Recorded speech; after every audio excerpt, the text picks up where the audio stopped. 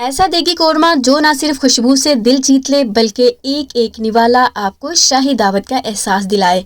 आज मैं आपको वो राज बताने जा रही हूँ जिससे आप घर में ऐसा कोरमा बनाएंगे कि होटल वाले भी पीछे रह जाएंगे। तैयार हो जाएं एक ऐसी रेसिपी के लिए जिसका जायका आपने ज़िंदगी में पहले कभी नहीं चखा होगा।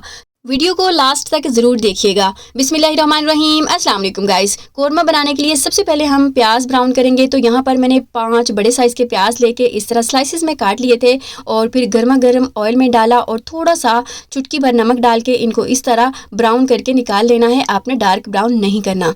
जिसमें मैंने प्याज़ों को ब्राउन किया है इसमें मैंने 1 कप घी और 1 कप ऑयल डाला था मिक्स करके।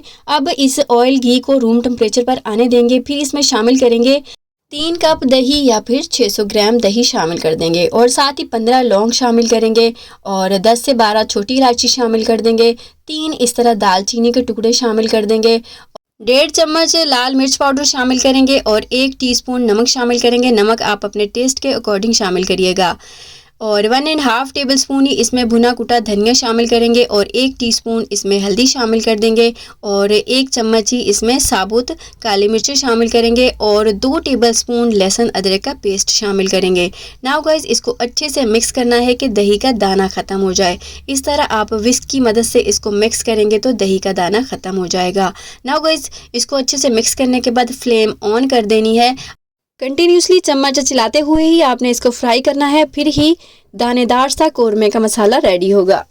ध्यान देने वाली बात यह है कि आपने अच्छे से मिक्सिंग करने के बाद ही फ्लेम ऑन करनी है। अच्छे से मिक्स करने के बाद इसमें शामिल करेंगे 1 चम्मच कश्मीरी मिर्च कलर के लिए। ये मैं भूल गई थी, पहले भी आप डाल सकते हैं। नाउ गाइस इसको इतना फ्राई करना है कि इसका ऑयल सेपरेट हो जाए, इस तरह दानेदार सा इसका मसाला तैयार हो जाए। ये देखिए कितना ज़बरदस्त सा ये दानेदार सा मसाला कोरमे का बनकर रेडी है। नाउ गाइस इसमें डालेंगे 3 किलो चिकन।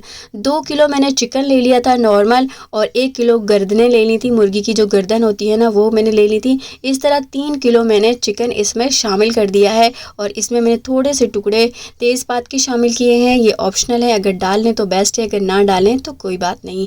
नाउ गाइस इसको अच्छे से मिक्स करना है like this.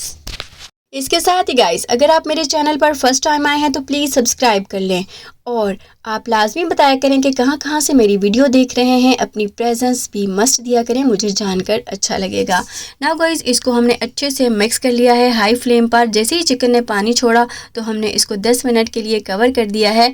Now guys 10 minute के बाद हम इसको चेक करेंगे तो ये देखें इसमें काफ़ी सारा भी पानी है। ये देखें अभी भी इसमें काफ़ी सारा पानी है। तो हम इसका पानी ड्राई करने से पहले इसमें शामिल करेंगे 20 अदद बादाम जिनको मैंने पीस कर शामिल कर दिया है। ऐसे ही छिलके समेत पीस लिया है, अगर आप चाहें तो काजू भी शामिल कर सकते हैं। तो बस इसका हमने पानी ड्राई करना है और फिर हम इसमें शामिल करेंगे हमने जो प्याज ब्राउन करके रखे थे। तो इस तरह हाथ की मदद से क्रश करके शामिल करके अच्छे तरीके से मिक्स कर देंगे। बहुत अच्छे तरीके से आपने इसको मिक्स कर लेना है, 1 से 1.5 मिनट फ्राई कर लेना है। ये देखिए कितना ज़बरदस्त सा मसाला लग रहा है। इस स्टेज पर हम शामिल करेंगे 1/2 टेबल स्पून जायफल जवैत्री का पाउडर। इसमें 1 जायफल का टुकड़ा था और छोटा सा जवैत्री का टुकड़ा था और 1/2 टीस्पून ज़ीरा था और 1 बड़ी इलायची ले ली, उसके दाने निकाल लिए थे सिर्फ और 2 छोटी इलायची के सिर्फ दाने निकाल के अच्छे तरीके से पीस कर पाउडर फॉर्म पे लाके इसमें मिक्स कर दिया है।